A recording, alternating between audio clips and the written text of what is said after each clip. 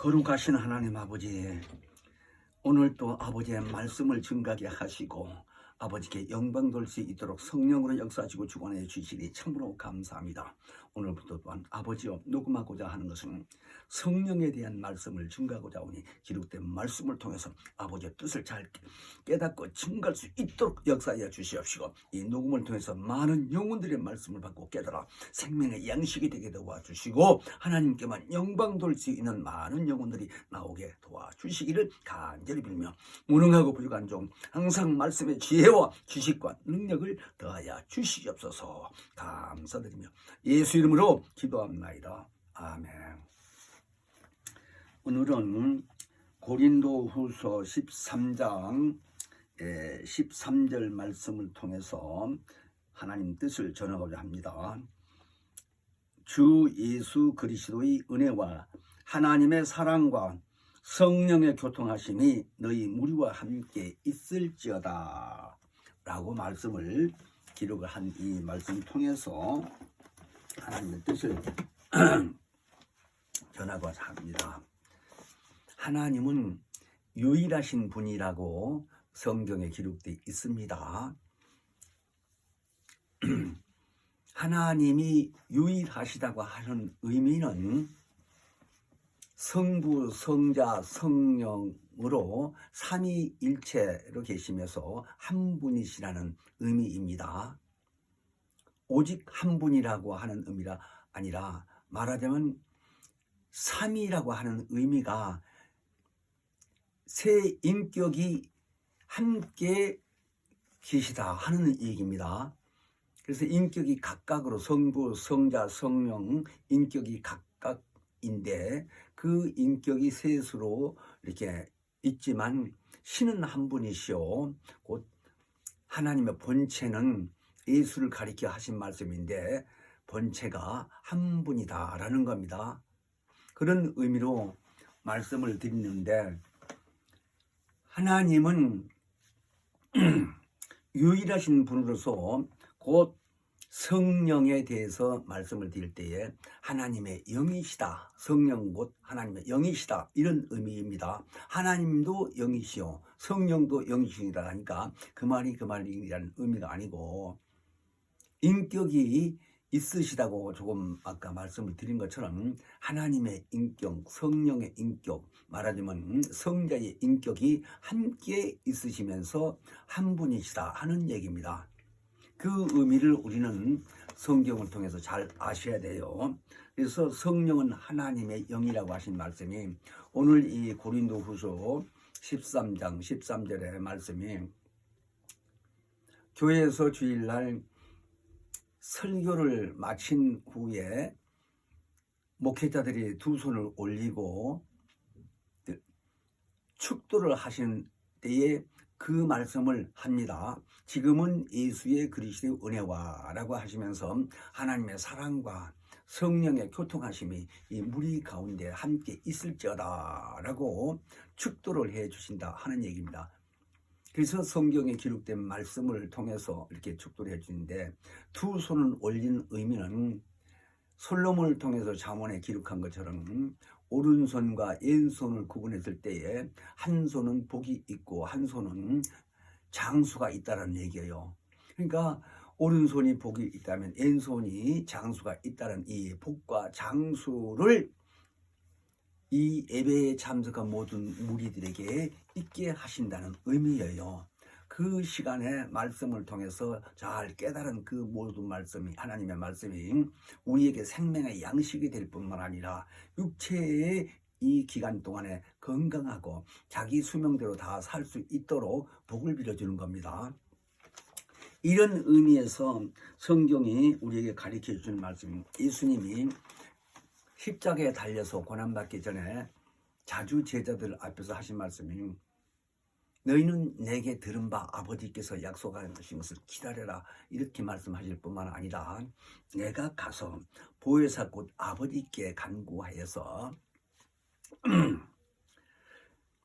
내 이름으로 보내실 성령 그가 오시게 되게 되면 우리로 하여금 하나님의 뜻을 깨닫게 해주시고 우리에게 성령의 모든 것을 가르쳐 주시고 예수가 하신 모든 말씀이 생각나게 하신다고 요한복음 14장 26절 보면 그런 내용으로 말씀을 하셨어요. 그러므로 예수가 이 땅에 계시다가 가신 후에 성령 받은 사도 바울 같은 사람은 또 고린도전서 12장 3절에서 말씀하시기를 누구든지 성령으로 하지 아니하고서는 예수를 주님이라 주라 내 구주다 하라고 신할 수 없다라는 거예요. 그러니까 우리가 예수 믿고 구원받는다 하는 말이 그 의미를 알게 해주시고 생각나게 하시고 깨닫게 해주신 분이 바로 성령이 역사하신다 하는 얘기입니다. 그러므로 우리는 예수를 믿고 영생을 얻는다고 말씀하시는데 이 영생을 얻는다는 말이 하나님이 주신 이 생명을 소유한다는 말입니다. 우리가 우리 영혼에 하나님이 주신 생명을 소유하고 있음으로써 그 사람이 영원히 생존한다는 의미인데 육체로 영원히 산다는 의미가 아니고 우리 몸이 있고 혼이 있고 영이 있는데 이 몸 안에 영혼 안에 말하자면 성령이 오셔서 생명을 공급해 주신다 하는 의미예요. 그러니까 이 생명을 하나님이 주시는데 그 생명을 소유함으로써 우리가 부활해서 하나님 영광 앞에 가면 하늘나라죠. 하늘나라 우주 밖으로 가게 됐을 때 얘기죠. 그래서 거기서 영생한다는 거예요. 그런데 육체에 있는 이 육체의 기간 동안에 이 의미를 잘 깨달아져야 그 생명을 우리가 소유할 수 있다는 겁니다. 그래서 오늘 이 말씀이 하나님이 유일하시다는 의미를 잘 알아야 돼요. 요한복음 17장 3절에 보면 영생은 유일하신 참 하나님과 그 하나님께서 예수 그리스도를 우리에게 보내주신 것을 알아야 된다는 거예요. 그러니까 영생을 얻으려면 예수가 누구신지를 잘 알아야 한다 하는 얘기입니다. 근데 거기서 유일하시다고 하신 말씀은 어떤 서열이 아까 말씀드린 성부, 성자, 성령이 이렇게 삼위로 있다고 했는데 어떤 서열을 말씀드리는 게 아니고 하나님은 동등한 분이라는 거예요. 서열을 말하는 게 아니라. 그러니까 무엇이 동등할까? 그분의 영광으로부터 시작해서 모든 속성, 그러니까 권세와 능력과 이런 모든 것을 서열을 말하는 게 아니고 하나님은 성부, 성자, 성령으로서 한 분으로서 함께 이렇게 삼위로 계셨을 때부터 다 동등한 분이시다라는 거예요. 그러나 우리가 잘 알다시피 예수가 이 땅에 육체로 오신 의미를 말씀하실 때에 그가 물과 피로 임하셨다고 그렇게 말씀하셨는데 아버지 앞에 낮아지고 곧 인자로 오셨다. 나는 죽으러 왔다 하는 의미로 말씀하셨는데 그런 의미를 죄를 진 우리 인류에게 구원받기 위해서 피를 흘려줘서 대속해 주시는 하는 의미로 인자로 오셨다는 얘기지. 그 오시기 이전에 하나님이 하늘에 모든 이 만물을 짓기 이전에 스스로 계실 때 그때 같이 함께 있었다는 의미예요. 그래서 그때 유일하신 참 하나님과 그의 보내신 자 예수 그리스도를 아는 것입니다. 그렇게 말씀을 하신 겁니다. 그래서 우리는 이 삼위일체라고 하는 말을 서열을 말하지 않는다는 의미를 잘 알고 오직 삼위로 계신 그 하나님이 동등하신 분이라는 의미를 잘 아셔야 됩니다. 그래서 예수님이 이 땅에 와서 계실 때도 내가 이제 부활해서 가시게 되면 하나님 보좌 우편에 앉아 계신다는 말씀을 하시고 실제 부활해서 이제 가신 후에 거기 앉아 계신다는 것을 성경은 여러 곳에 말씀하셨어요. 그러니까 하나님 우편에 내가 앉으신다고 히브리서 1장 3절만 하더라도 죄를 정결케 하는 일을 하시고 이제 성전하시고 하나님 보좌 우편에 앉아 계신다.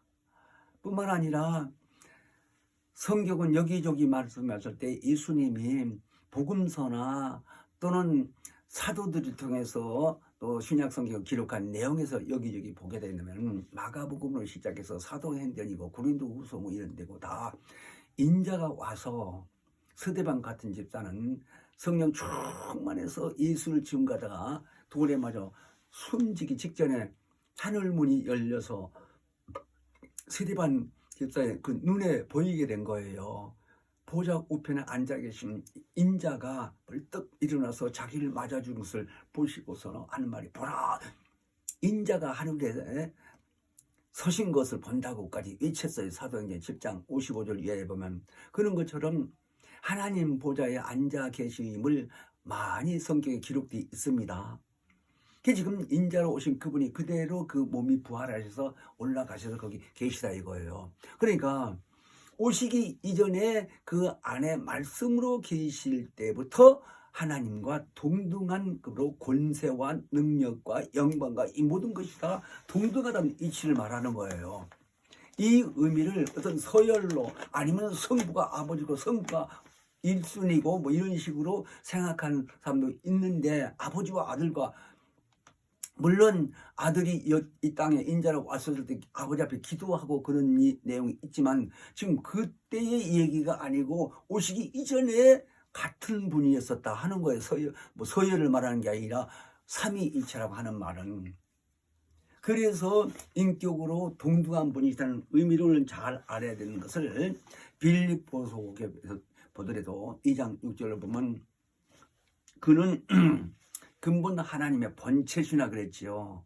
그때에 하나님과 동등됨을 취하지 아니하시고 이렇게 말씀하시면서 인자로 오신 내용을 기록을 하신 겁니다. 자, 얼마나 하나님 앞에 그 인자로서 겸손한 마음을 가지고 오셔서, 그러므로 우리는 삼위라고 할 때에 이라는 이 말씀 자체를 소요일이 아니라 곧 하나님과 동등하신 의미를 잘 우리는 이해를 해야 됩니다. 그 말씀을 우리는 성부 아버지가 제일이고 마지막은 성령이다 이런 의미가 아니라는 걸 우리가 분명히 말씀드리는데, 성부 성자 성령 거룩한 또는 무질서라고 하는 거예요. 그러니까 질서가 서열이 없다 이 얘기예요. 그래서 우리는 한 분이신 하나님이 이를 말할 때 그 하나님의 아들은 어떤 분이신가, 이게 인자라고 왔었을 때 아들이라고 예수가 그랬습니다. 아버지가 나보다 크시다고 얘기하시면서 내 아버지는 저 하늘에 계시다 그러면서 나와 아버지는 하나다 이렇게까지 말씀하신 의미를 잘 깨달아야 된다 이 얘기입니다. 그래서 성령을 구해서 우리에게 주시겠다고 약속을 하신 그 의미를 오늘 말씀을 잘 알아야 되는데, 예수님이 이 땅에 계실 때 하는 말씀 중에서 요한복음 14장 9절에 보면 나를 본 사람은 곧 아버지를 보았거늘, 그러면서 어찌 나를 아버지를 보이라고 하느냐라고까지 얘기할 때는 예수가 아버지란 말이 아니고 아버지와 아들과 성령이 말하자면 성부 성자 성령이 함께 있을 때에 예수가 그 하나님의 신의 본체라는 의미예요. 그러니까 떼일래야 뗄 수 없는 한 분이다 이 말입니다. 우리 육체가 있고, 육체를 몸이라고 그러죠. 이 몸이 있고 혼이 있고 영이 있어요 사람이. 근데 영이고 혼이고 몸이 서열을 말한다면 뭐가 먼저고 뭐가 나중이겠어요? 구분할 수 없지 않겠어요? 그렇게 생각하면 됩니다. 그러니까 사람이 쭉 서 있는데 앞에 사람이 있고 그 다음에 쭉 서 있다게 되게 되면 앞에 사람은 잘 보여도 그 다음에 서 있는 사람들 안 보이잖아요. 앞 사람이 가려워서. 그런 의미로 생각하면 됩니다. 한 분이라 이거예요. 한 줄에 쫙 서 있는 것처럼 말이에요. 그러니까 그림으로 그리자면, 오늘 그리자면 온 안에 말씀이 있고 성령이 함께 있었다. 이 온이 하나님이라고 표현했을 때, 가리킬 때 흑판에다 그렇게 대부분이 하나님 의도를 말할 때 그림으로 그리잖아요. 그냥 그걸 깨닫기 위해서 알게 하려고 그렇게 하듯이 우리 사람이 그렇게 영혼이 몸 안에 있고, 그리고 몸이 있는데 몸은 그 영혼을 담고 있는 이런 육체라 얘기예요. 그러니까 죽으면 이 몸이 죽는 거예요. 몸이 죽으면 몸 자체가 결국은 흙으로 왔으니까 흙으로 돌려보내고, 이 성경의 10편에 보면 90편에 돌아간다는 말이 있어요. 사람이 강건하면 80이요 이렇게 얘기했는데, 그러니까 자기 수명대로 다 살다가 죽으면 몸은 다시 흙으로 돌아간다는 말이에요. 창세기 보면 흙으로 사람을 만들었다고 그랬잖아요. 그런 것처럼 우리 육체가 영생을 얻는 것이 아니라 우리 영 안에 하나님이 보내신 성령이 오심으로써 우리 영을 다시 살리고, 지난번에 내가 천절의 말씀을 드렸을 때는 침례를 받고 물에서 나올 때에 그때의 새 생명 가운데서 행한다고 하셨는데, 그 의미가 성령으로 우리를 지배해서 성령으로 우리 육체가 장수할 수 있도록 건강 주시고 생명을 주신다 하는 의미가 포함되어 있어요.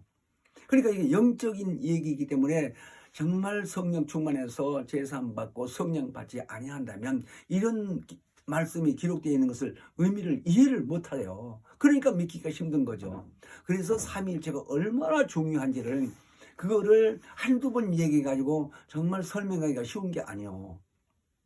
그래서 오늘 이 말씀에 예수님이 아까 요한복음 14장 9절에 10절을 좀 말씀하신 것처럼 예수 자신을 보신 것을 말씀하실 때 아버지를 본 것이다 너희는, 나를 본 것은. 그러니까 빌립이란 그 제자도 아버지 좀 보여줬으면 좋겠다 할 때 그런 말씀을 하시는 거예요. 요한복음 14장에서 보면.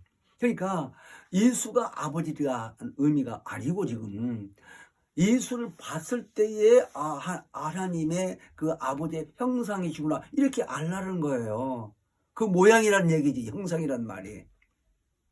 근데 우리 인간도 말하자면 우리 인간 자체에 형상이 있는 게 아니에요. 창세기에 보게 되면 하나님의 형상의 모양으로 우리를 지었다고 그랬어요.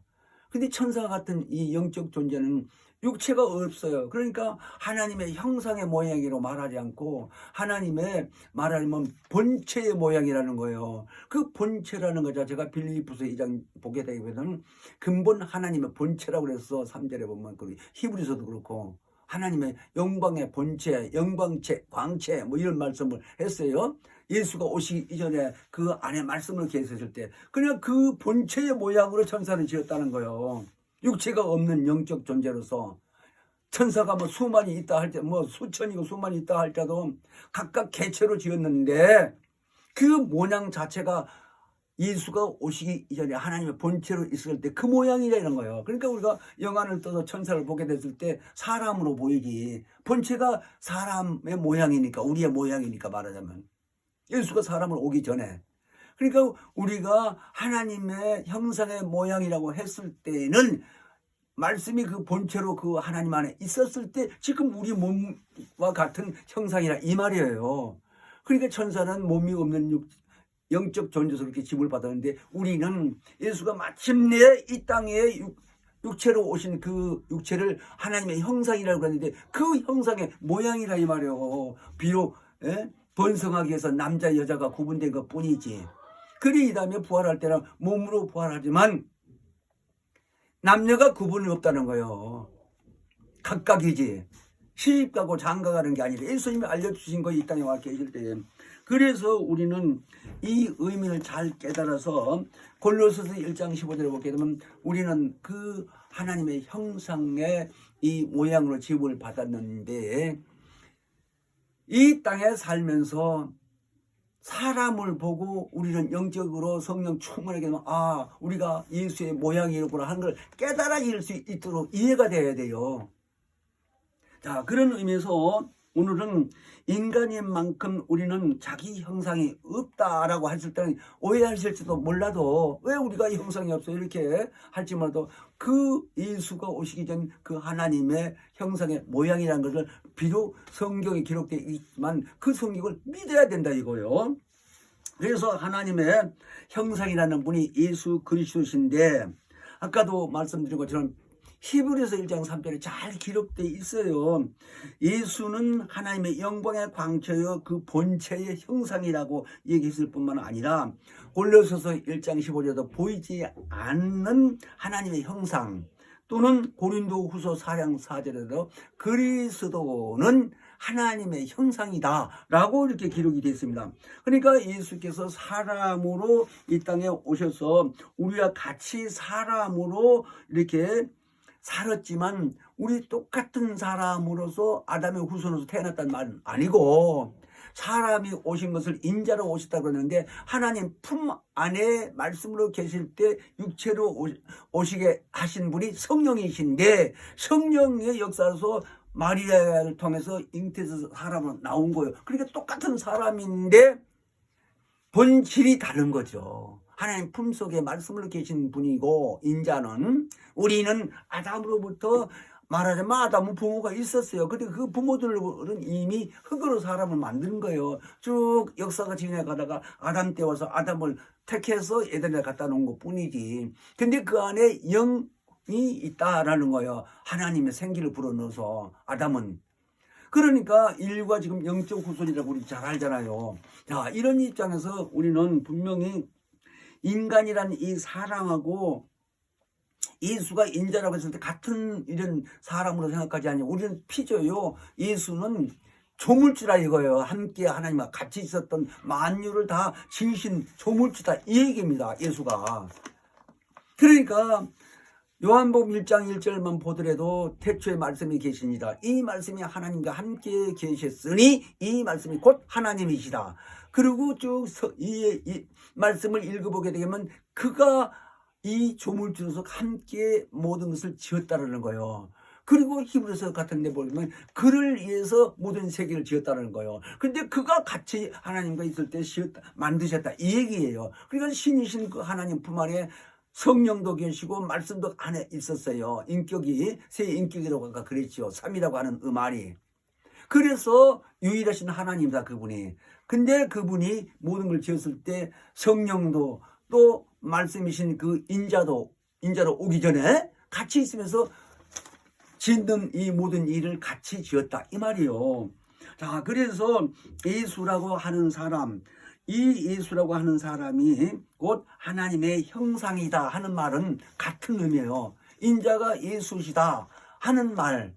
그 다음에 그 예수라는 분이 하나님과 같은 분이라 한다면 동일한 분이다 하는 거예요. 그래서 우리는 우리 인간이 창세기 1장 26절 쭉 보게 되게 되면 하나님의 형상의 모양으로 지었다는 말씀을 잘 이해를 해야 되는데 예수님이 이 땅에 어서 하신 말씀을 잘 유념해야 됩니다. 우리는. 그래서 요한복음 10장 쭉 이렇게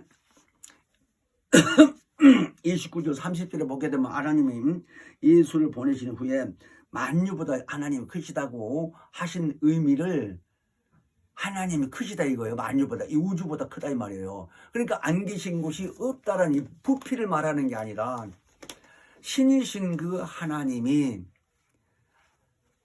나도 처음에 그 의미를 이해하기가 어렵고 이해가 안 되더라고요. 만유보다 크시다고 하는 말이 부피로 생각해서 야 그럴 수가 있을까? 라고 생각도 했는데 신이라는 건 이해가 되는데 만유보다 우주보다 하늘보다 크다고 하니까 이해가 안 되는 거예요. 근데 그것을 만들었을 뿐만이 아니라 이제 성경이 66권 이렇게 두꺼운 성경이 있는데 이제 성경 내용을 이제 배우고 보니까 무소부재하시다는 말을 배우고 깨달아지니까 아하 하나님은 안 계신 곳이 없구나 한다고 했을 때 미국 사람이고 소련 사람이고 한국 사람이고 자기 나라에 있는데 하나님 거기 계시다고 그럴 거 아니에요. 그럼 거기도 계시고 여기 사람이 여기 계시다고 그러면 여기도 계시고 그 말이다 이거예요. 무소부재하다는 말은. 그러면 거기도 있고 여기도 있고 한데 시간을 따져서 이렇게 생각하게 되면 아무리 빨라도 번개가처럼 빠르다 할지라도 순간에 거기 가도 가는 속도가 있다 이 얘기예요. 그게 뭐 번개가 반짝거릴 때 세기 7바퀴 반 돈다니까 킬로로 따지자면 30m, 30km라면요. 한 지구가 한 둘레가 4만 킬로라고 하니까. 그러니까 그렇게 속도가 있다 이거. 그런데 하나님이 무소부재했을 때는 그 영광으로 말하자면 무소부재하다고 하는데 그거는 이 번개의 속도보다 몇억 배나 더 빠른 속도. 그러니까 그냥 무소부재한다 이 얘기요. 있다면 거기 있다 이거예요. 안 보여서 그렇지. 그런 의미로 이해가 될 때까지 정말 기도하고 성경을 통해서 영적으로 깨달아지지 아니하면 그거 어려워요. 그 말이. 보여줄 수도 없고 이렇다고 그려줄 수도 없는 입장인데 하나님 어떻게 무소부재 안 계신 곳이 없어라고 그럼 지옥에도 있느냐 하는 사람도 있는데 지옥도 그분의 능력으로 관리한다 이 말이요.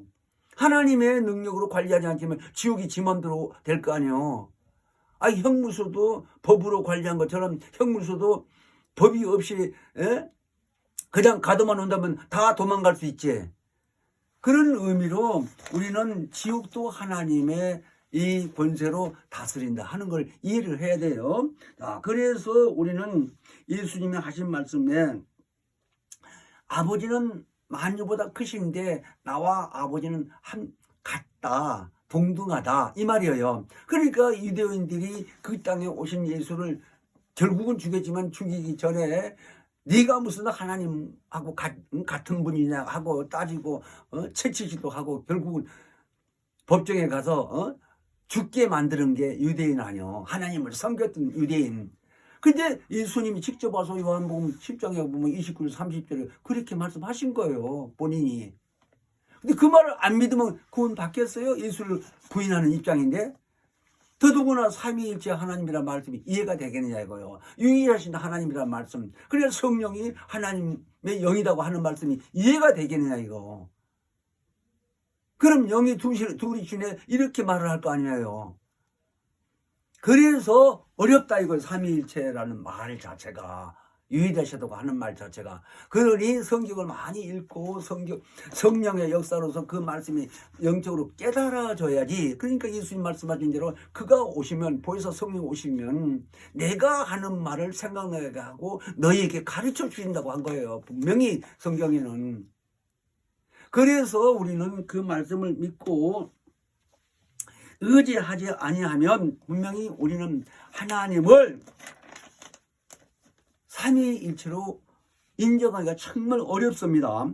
그래서 우리는 너희가 아버지께서 내 안에 계시고 예수님 말씀하시기를 내가 아버지 안에 계시고 하는 말씀이 깨달아지지 않으면 우리가 예수 안에 있고 예수가 우리 안에 있고 이런 의미를 이해가 되느냐. 예수는 지금 아까 얘기한 대로 부활해서 하나님 보좌 우편에 앉아 계시다고 했는데 거기 있는 분이 어떻게 우리 안에 있어?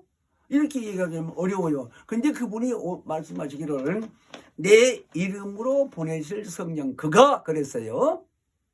그러니까 요한복음 14장 15장 16장 그런 말씀이 많이 있어요. 그러니까 예수가 보혜사를 아버지께 구해서 보내주시겠다라고 하는 말씀대로 그 성령이 오신 것은 주님의 이름 곧 예수의 이름으로 내 안에 오셨다라는 거예요. 그러니까 요한복음 1장 12절에는 그 이름 영접하는 자 믿고 우리가 의지하는 자들에게는 하나님 자녀의 권세를 줬다는 거예요. 그러니까 우리가 예수 이름 성락교회 같은 경우는 내가 예수의 이름으로 명하노니 더러운 귀신아 나가라 한다면 나가잖아요. 왜? 예수 이름을 전제해서 우리가 하게 되니까 하나님 그거 아시고 귀신도 예수 이름을 안다니까 하나님의 이름이란 거를 야고보서 보면. 그러니까 이게 다 영적 귀신이 우리 눈에 보이나? 근데 사람 안에 들어서 사람을 괴롭히고 결국은 죽이고 하는 사람도 많이 있잖아요. 어떻게 사람이 귀신을 죽이면 당하냐고 이렇게 얘기하는 사람 아니요. 내가 자꾸 이런 얘기하는데요. 엄청 따진 사람이요. 이해가 안 돼서. 그런데 결과적으로는 내 안에 귀신이 나가고 나서 내가 오늘의 일까지 몇십 년까지 이렇게 건강한 몸으로 이렇게 살고 있는데 같은 교회에서 신앙생활 하는 사람들도요. 정말로 그 영적인 걸 모르니까 당하고 있는데도 답답한 거요. 옆에서 볼 때는. 왜? 같은 신앙생활을 하는 사람이니까 아무리 얘기해도 자기가 믿지 아니하는데 하나님은 강제로 고쳐주지도 않는다 이거요. 왜? 그 사람 의지를 초월하지 않으니까 하나님은 무시하지 않는다 이거요. 네가 찾아와라 이거요. 그러니까 천국은 침노하는 하는 자의 것이라고 말씀도 하신 것처럼 우리 의지가 하나님을 다 아시고 하나님이 보실 때에 신뢰하지 아니한다면 어려워요. 그래서 우리는 말씀이 이 땅에 와서 예수가 육체로 계실 때에 성령의 이치가 어디에 계시다는 의미를 잘 말씀해 주시는 거예요. 육체로 오신 인자께서는 하나님 안에 계실 때에 그 말씀이 인자로 오셔서 이 땅에 33년 사시다가 가셨잖아요. 근데 성령의 이치가 어디라고 하는 것을 어떻게 가르쳐 주느냐.